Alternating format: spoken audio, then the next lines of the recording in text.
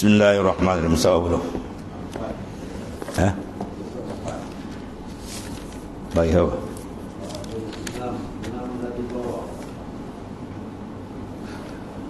Qala mu'alif kata sallallahu alaihi wasallam, arih nafsak situ. Betul? Arih nafsak bit tadbiri. Fama qama bihi ghairuka anka la takum bihi li nafsik. Arih mana senangkan diri kamu, lapangkan diri kamu, ya, bit tadbir, dengan mengurus.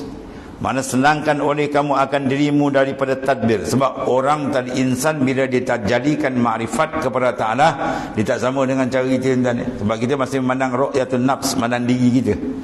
Adapun orang yang telah dapat makrifat sebenarnya Tuhan, dia tak pandang diri dan dia karam dalam memandang tadbir daripada Allah Ta'ala. Dia berpegang dengan tadbir dengan Tuhan. Ini bukan makna meninggalkan tadbir, silap. Dia Ibnu Athaillah Sakandari, Tuan Pengarang, dia satu kitab, nama dia apa?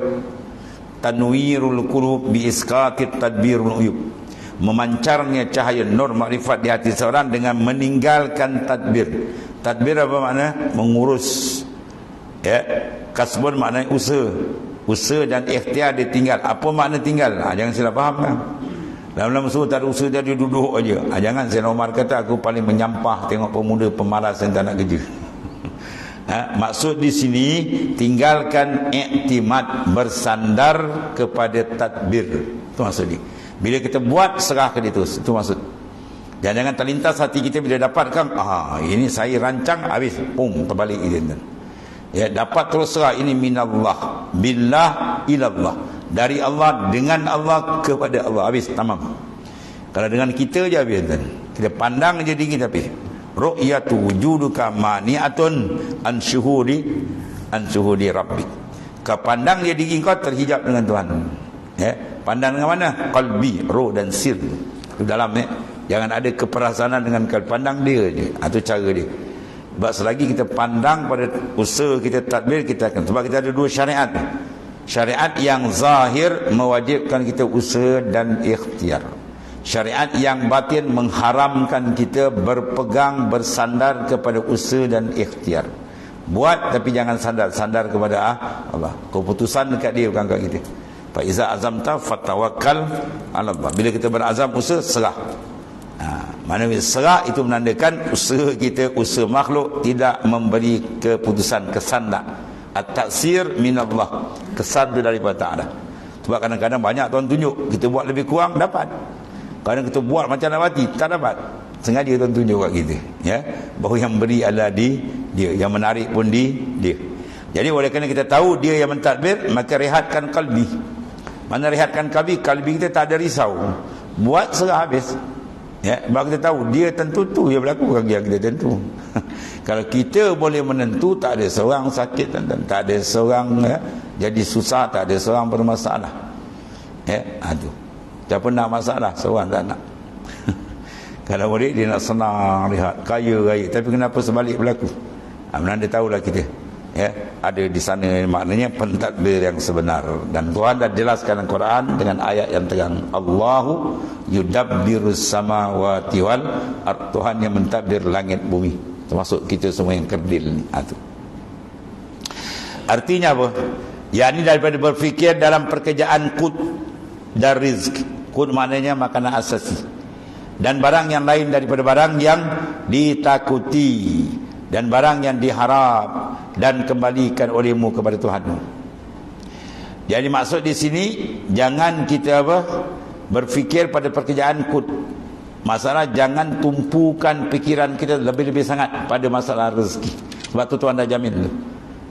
Wa ma min dabbatin fil ard illa 'ala Allahi rizquha. Tidak ada yang melata atas muka bumi ini, berakal tak berakal, haiwan, darat, laut, semua rezeki dia adalah telah diputuskan azali lagi oleh Ta'ala. Siap. Kita maju suludian kan, takluk tanjizi qadim bagi iradat. Dia lulus sekali. Apa takluk dia? At-takhsis, menentu. Masya Allahu kan wa ma lam yasha' lam yakun. Tu hadis Rasulullah SAW. Nasi Ahmad Idris suruh baca banyak. Masya Allah kan wa ma lam yasha' lam yakun, supaya dia karam dalam memandang masyiah. Semua tu gerak semua daripada dia. Oleh kerana kita dah tahu tu lapang. Ya, penjaga, pemilik semua yang kontrol, apa lagi kita nak risau. Cuma kita tak tahu di mana syariat luluskan zahir itu usaha dan ikhti. Ya, pergilah nak menjaga darat laut gimana pergi jaga. Pegang jangan, pegang dengan dia je. Dah siap dah benda tu. Ya, itu dia. Badan lembak rezeki ni perbahasan banyak dan panjang lebar ulama bahas sebab di sini banyak dia orang sangkut. Bab rezeki banyak dia orang sangkut. Si Abu Yazid Al-Bustami, kutub besar ni. Zaman dia, ya, seorang kerja dia apa? Mencuri kain kafan ni, cerita masyhur ni. Orang mati je dia buka kubur tu, orang dah balik dia ambil kain kafan, baru lagi dia pergi jual. 1000 orang yang digali itu seorang yang kekal menghadap kiblat. Ya. Pada dia tanam tadi dia tengok semua menghadap kiblat dan wajib kita menghadapkan mayat ke arah kiblat. Wajib.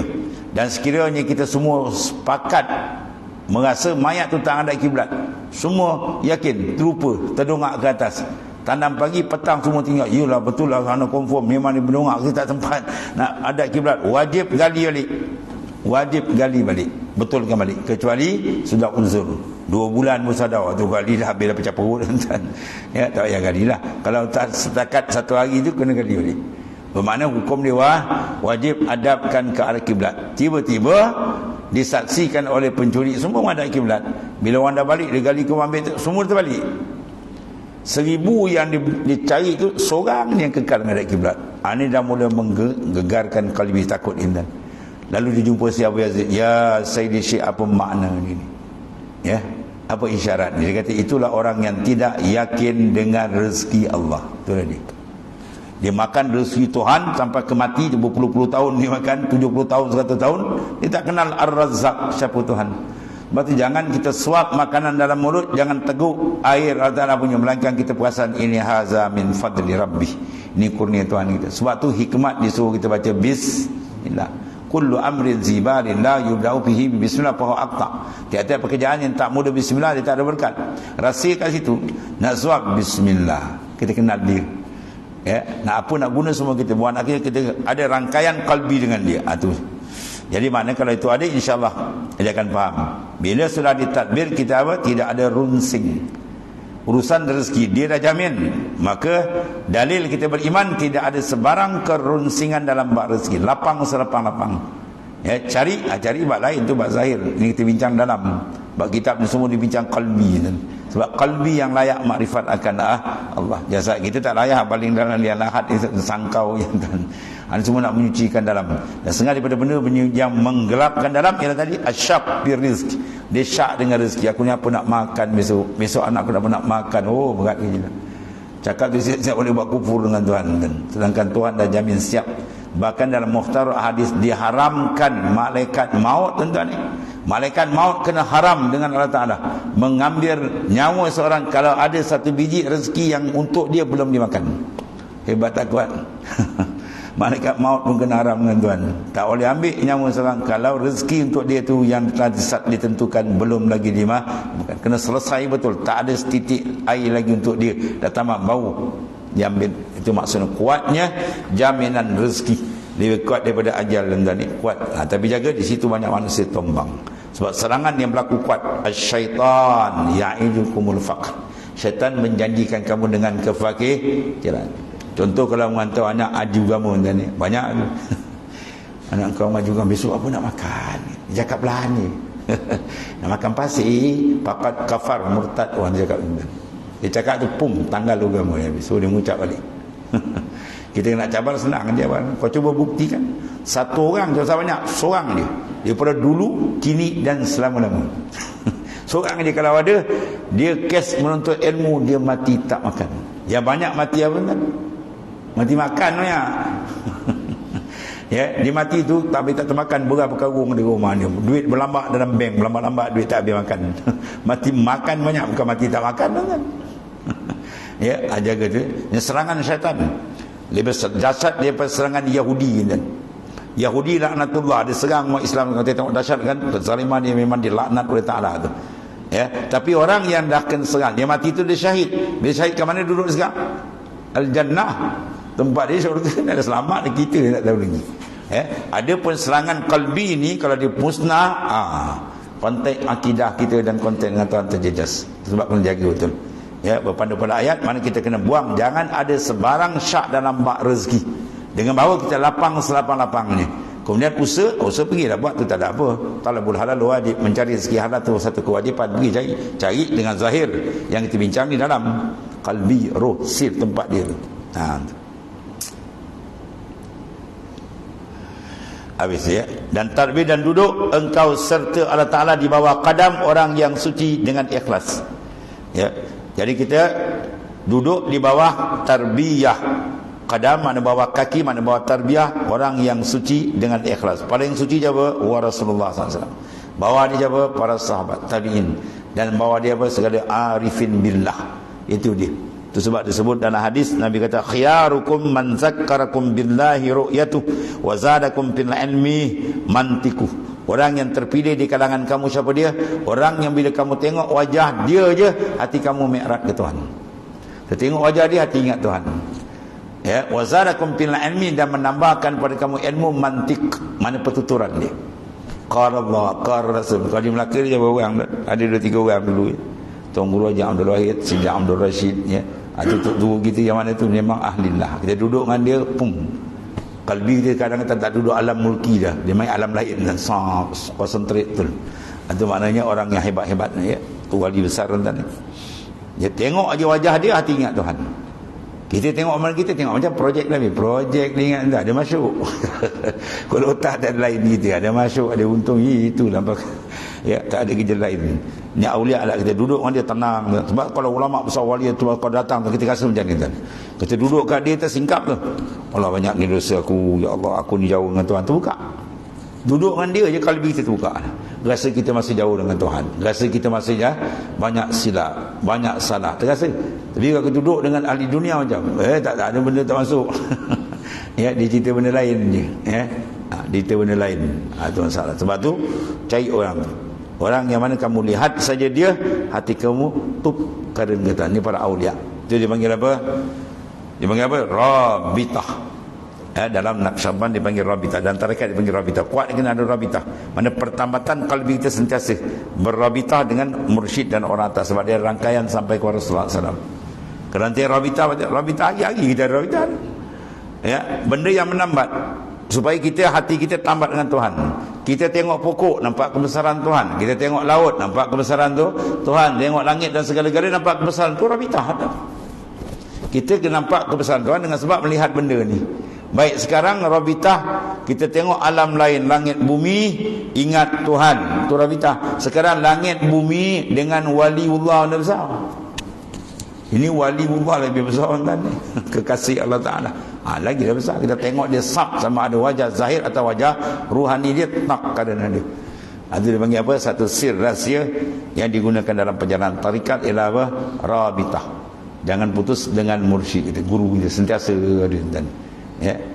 Kita bayangkan kalau kita rasa tuan-tuan sebelah guru kita jadi. Ya, dia naik sikit esok atas lagi orang sampai kepada dia bersama dengan Rasulullah SAW. Ya, itu disuruh satu mursyid besar, dia kata aku tidak keluar pintu rumahku melainkan di kananku baginda SAW, di kiriku mursyidku. Itu maksud dia. Ya, dia dengan Rasulullah kita kena ada mula-mula takhayyul, kemudian dia akan datang kepada apa? Tasawur. Takhayyul mana kita bayang-bayangkan sampai di tahqiq.